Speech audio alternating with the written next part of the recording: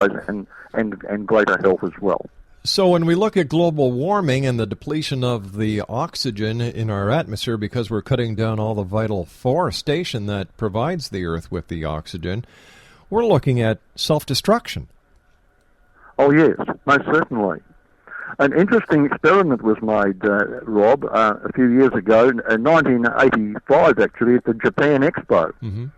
A tomato plant was given the atmospheric conditions that were pre-flood, right, where there was no natural rays coming out from outer space, mm-hmm. and where the nutriments in the soil were much the same as what we would expect them to be before the flood, and various other factors were put together, and a tomato plant was grown. Tomato plant actually didn't die. It would not die. It just kept on living, and it produced 13,000 ripe tomatoes during the 6 months of the Japan Expo. My good heavens. You know, if we were to be able to use that technology that we have, because it was proven during the Japanese Expo, into our fruit crops right now, we could, in my opinion, and please correct me if I'm wrong, get rid of the world hunger crisis. I believe you're right. And do you know how tall that tomato plant was? 30 feet tall. My good God! It sounds like a kelp field in the Pacific Ocean. It's absolutely amazing. Now that can be done today under controlled conditions. So why don't we try it? That's an excellent idea, because you know, when you read the newspapers, watch television, listen to the news, you hear about the people, God bless them, around this world of ours who are starving to death. And if we can get one plant to do, 13,000 tomatoes? My Lord, imagine 13,000, yes. Imagine what we could do with the cereals, with the other crops. Like, we could actually say goodbye to starvation. Absolutely. Now, if somebody would like a source on that, Dr. Kai Mori, that's M-O-R-E, Kai was K-E-I, Dr. Kai Mori was the scientist, the Japanese physicist involved in the experiment. And that can be looked up, I think, perhaps on the internet. As an archaeologist and an international explorer, have you ever pondered or investigated or looked into the claims of the lost continent of Atlantis? And if so, what is your conclusion? Oh, that's an interesting one, certainly, Rob. Well, I always take it as an axiom that if we're looking for evidence, then we go to old legends. Right. And we follow them through, and it appears to be a core of truth somewhere upon which the legend has been built. Now, the Atlantis, of course, was a land that sank under the sea, and it was highly civilized, tremendous technology, and that's the core of the legend. A lot of details are given, and a lot of window dressing has been added to it over the years. But if we look at the core of it, certainly a great it can be one of two things. It can be either pre-flood or post-flood, and I'm open-minded on this. I tend to think it was post-flood, but the world before the Great Flood was inundated with water and went down and has not recovered, and a new world had to start.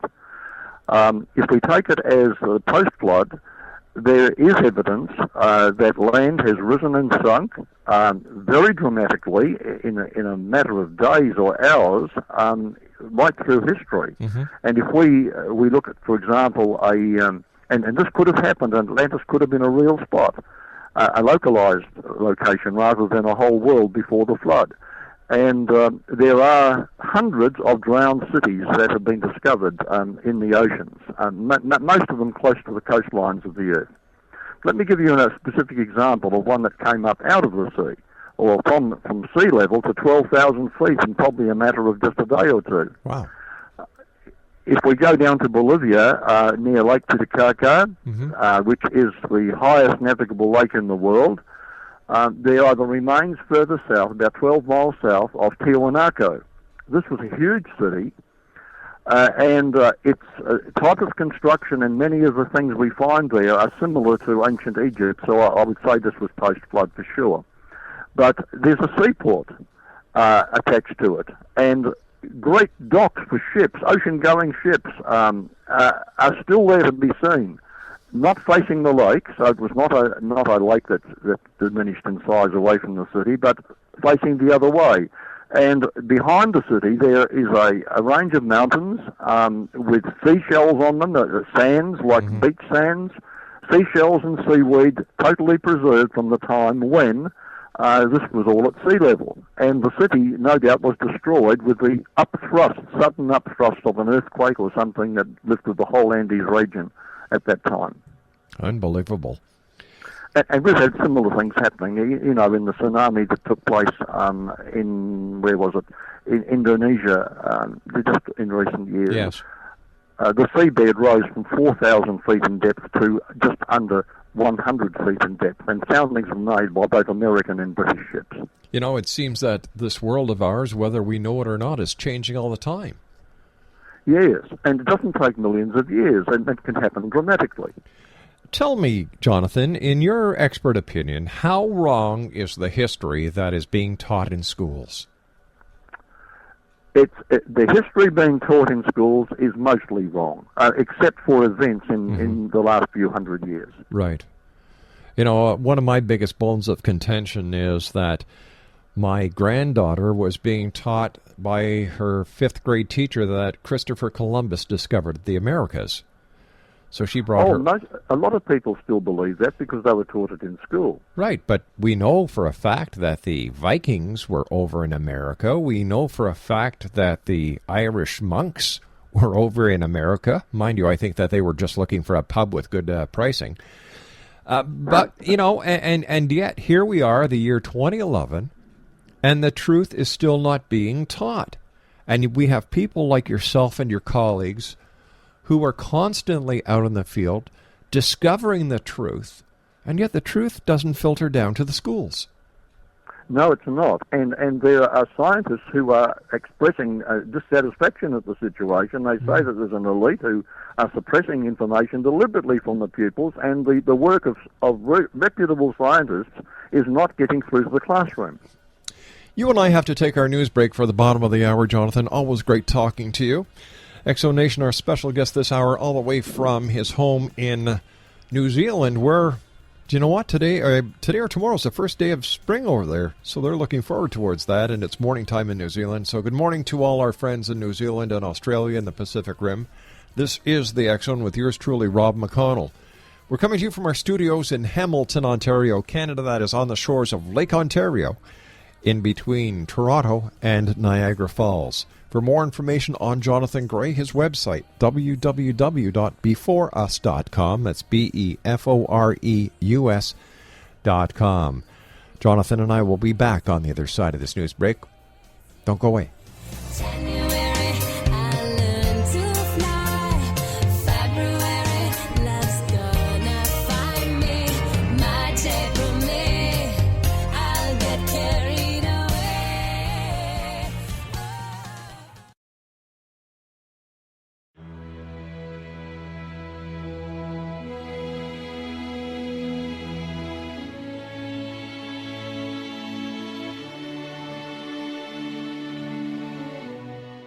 My name is Rob McConnell, and I would like to tell you about a very special lady that I have the pleasure of knowing, and that's Miss Sylvia Anthony.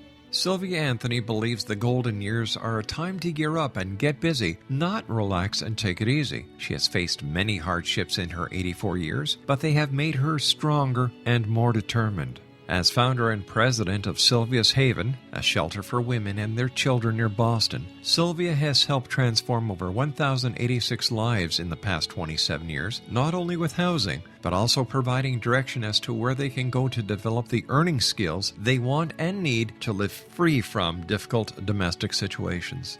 Sylvia's Haven is everything to Sylvia Anthony, even calling it her magnificent obsession. Women who qualify for the program at Sylvia's Haven receive assistance via guidance counselors to find the appropriate job opportunity.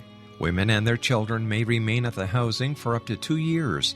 At the end of this time, or sooner, a woman who is successfully employed and has an apartment or home may leave Sylvia's Haven to begin a new and independent life.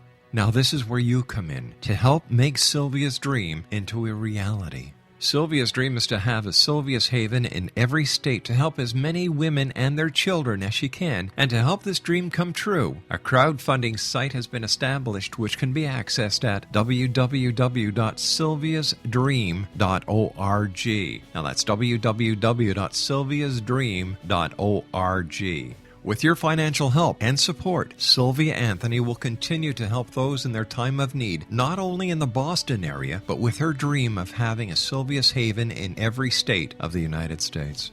Your help is needed to make Sylvia's dream come true. Please visit and give at www.sylviasdream.org. Once again, www.sylviasdream.org. And remember, the only difference between a dream and reality is just doing it. We need your help to make Sylvia's dream come true. Visit www.sylviasdream.org. Once again, www.sylviasdream.org.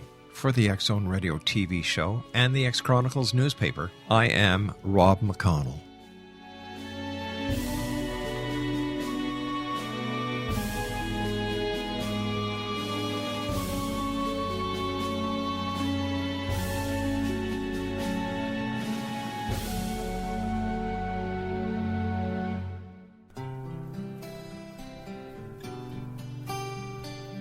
You're listening to the X Zone Radio Show, live and around the world on the Talkstar Radio Network, X Zone Broadcast Network, UK High Definition Radio, Euro High Definition Radio, and Star Cable. Our toll-free telephone number worldwide is 1-800-610-7035. Our email address, xzone@xzoneradiotv.com. On MSN Messenger, xzoneradiotv@hotmail.com, and our website, www.xzoneradiotv.com.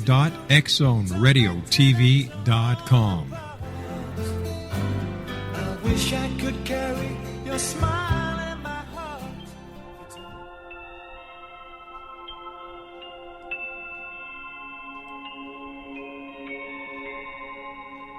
This is Dr. Doug Rocky in Rantoul, Illinois, in the United States. I think with the 911, everything needs to understand exactly what happened here, and you have to pull up the references for yourself and look at it.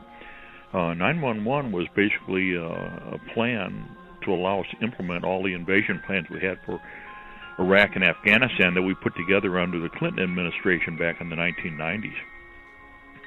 The Operation Iraqi Freedom, again, you can go and pull up the actual 911 Commission report. And if you go to page 336, you'll see Well, General Frank, sir, my old buddy, said all we did was take out the plans, implement it, and go on in the invasion. For Operation going into Afghanistan, that came from a February 12, 1998 congressional discussion turned into a military directive that told us to overthrow the Taliban because of the pipeline deals with Unicol. Now, the easiest thing to look at this, when you understand what happened on that day, talk to the individuals involved, and I had the responsibility for training New York Police and Fire Department emergency service personnel before the event on counterterrorism, weapons of mass destruction, explosives. When we talk to Willie Rodriguez and you go to his website, you find out that there were explosions in sub-basement 3 and 4 before either aircraft hit, and then they were already loading casualties on when the first aircraft hit, and there were there were explosions that brought down the building. There were no fire in the stairwells. No. Do you believe in love after love? I can feel something inside me say, I really don't think you're strong enough. No. Do you believe in love after love? And welcome back, everyone. This is the X Zone. My name is Rob McConnell. Jonathan Gray is our special guest. He is an international explorer. His website is www.beforeus.com. That's BEFOREUS.com. And if you'd like to listen to the entire segment or the entire clip with Dr. Doug Rocky, it's on his website, www.dougrocky.com, and that's DOUGROKKE.com. Jonathan, before you and I went to the news break, we were talking about how schools today still teach that it was Christopher Columbus who discovered the Americas. And you were telling me during the commercial break and the news that the Chinese were actually over here way before that. Oh, that's an interesting one. Yes, there's a book, an ancient history book,